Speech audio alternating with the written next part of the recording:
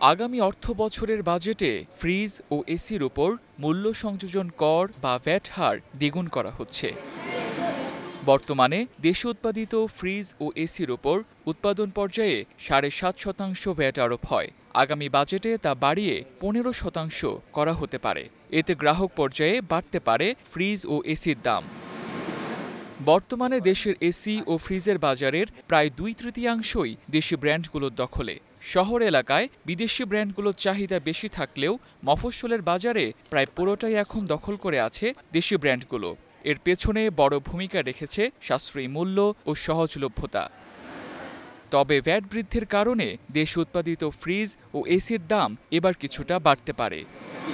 Tamjid Ahmed, star news.